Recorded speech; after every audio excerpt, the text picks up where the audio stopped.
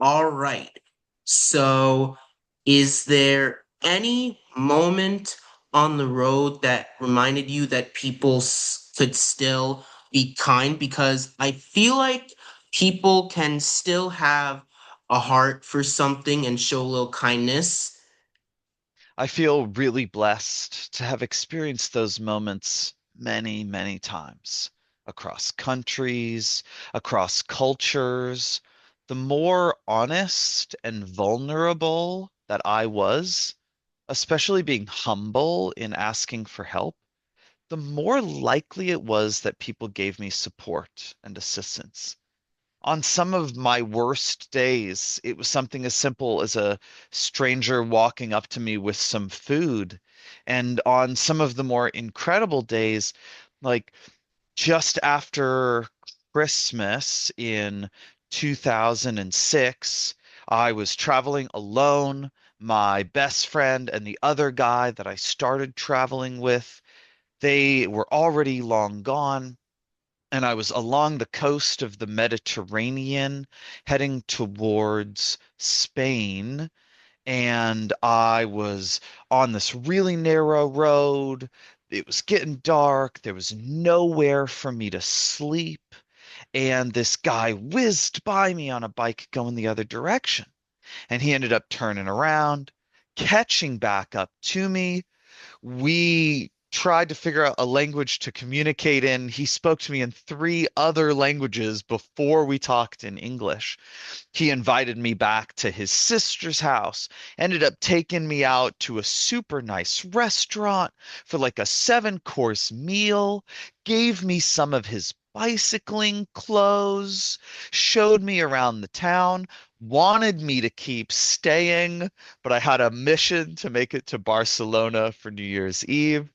So I humbly thanked him and kept going.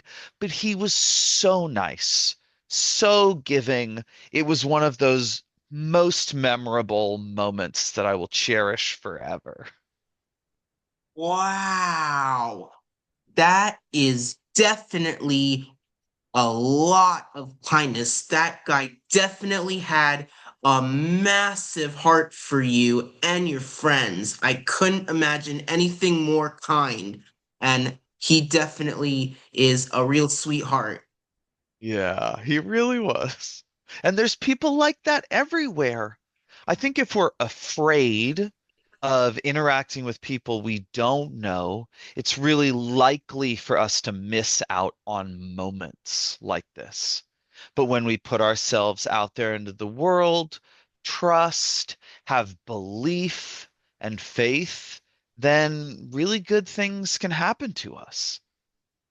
Yeah, I definitely agree with that because this is why it's always nice to treat people with respect and show them that you have a big heart and can always show kindness and spread smiles because you want people to treat you the same way that you treat them. And that's great.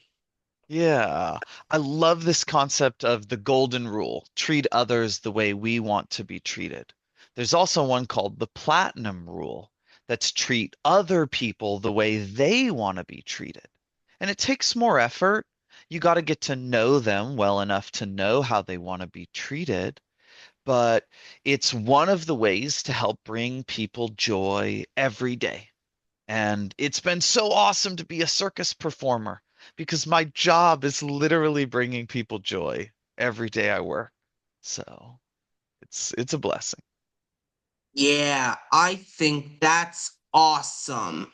I definitely want to be the kind of person who has a very kind heart and spreads kindness and numerous amounts of smiles with my books, my merchandise, and my creative characters, just like how you are doing right now.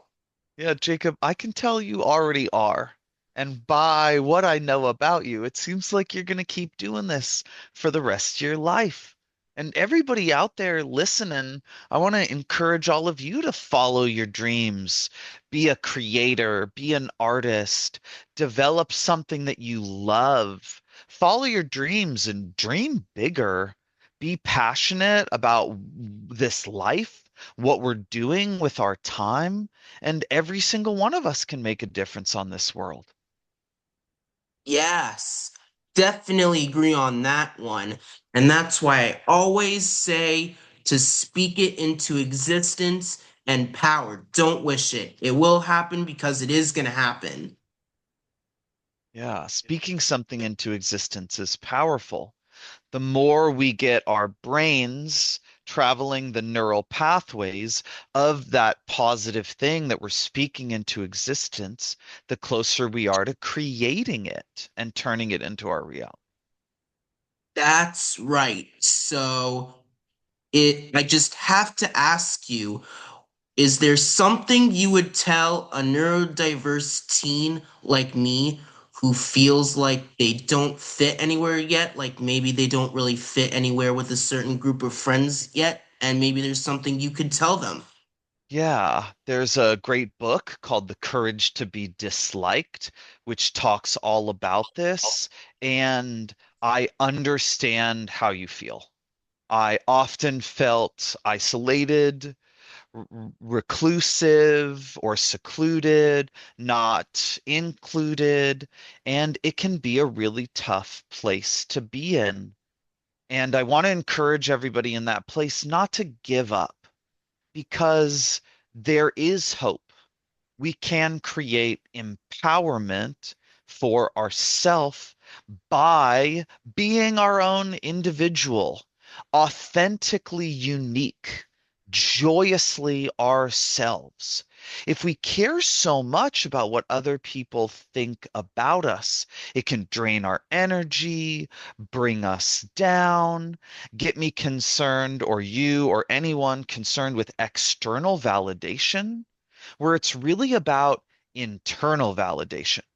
The more we can lift ourself up from the inside, know our own value and sense of self-worth, the more confident, stable, resilient, and persevering we can be when things don't go well or don't go the way we want them to in our lives, because not everything in our life is going to happen the way we want it to. So the more adept or skilled we can get at handling adversity and overcoming challenges, the better our lives will be. Yeah, definitely agree on that one big time. It's definitely nice to pick yourself back up and keep on trying. And that's why I always say, don't give up, because that's how we can learn and improve. Yeah, there's this concept that I love that in life there are winners and there are learners, that there are no losers for people who can learn from their losses, learn from the lessons in their lives and in other people's lives. And there's this other great concept called fail forward, that when you feel like you failed, find what you can learn from that experience and then get a little further ahead. And then fail a little farther forward, and then fail better, and then fail towards your goal, and you're still gonna make it. The guy who invented the light bulb, while it's commonly attributed to someone more famous, Thomas Edison, he tried more than 1,100 times to make a light bulb. He failed 1,100 times, but every time he got a little bit closer to his goal, and he finally made it. And thanks to him, we have lights.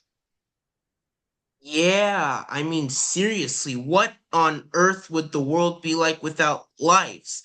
Lights, like it would be a very, very dark place and nobody would be able to see anything. So, thanks to Thomas Edison, that's why we have lights. So, things wouldn't be dark and we wouldn't be able to see. Yeah. And it's history is filled with people like this. Most of us don't get things right the first time. So you're not alone in this. Most of everybody out there has hardships, but social media makes it so We don't often talk about those hardships. We post about the things that we do like to present, that we're proud of, or that we want other people to see. And the way people present themselves on social media is really only a part of their existence. And we can choose to be vulnerable. We can share our hardships out in Instagram or Facebook or TikTok or wherever you like, because that gives your vulnerability power. It gives you an opportunity to be relatable, and it gives people permission to talk about the things that are difficult in their life. So you're actually creating a safe space for other people when you're being authentic and vulnerable. Yeah, that's right.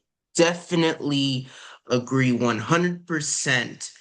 I gotta admit, you really do spread some kind messages, and it really makes me smile.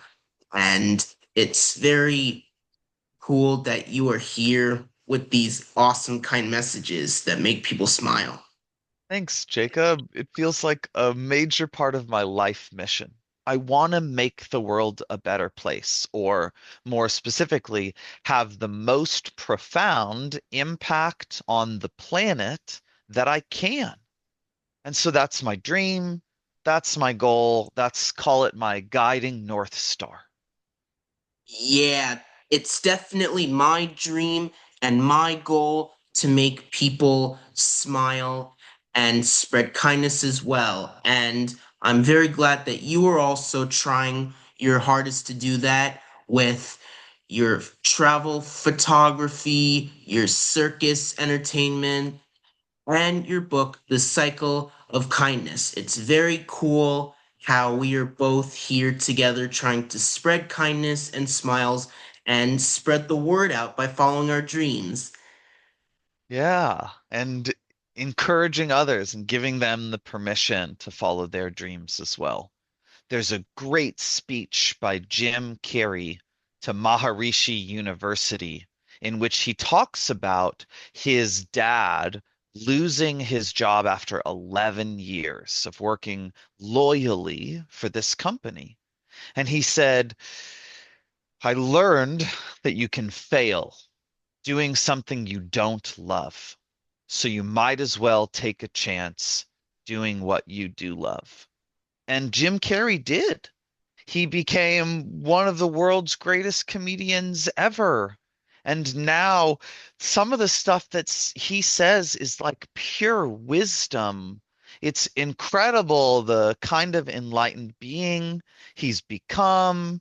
He also does visual art, and he's a real source of inspiration for me.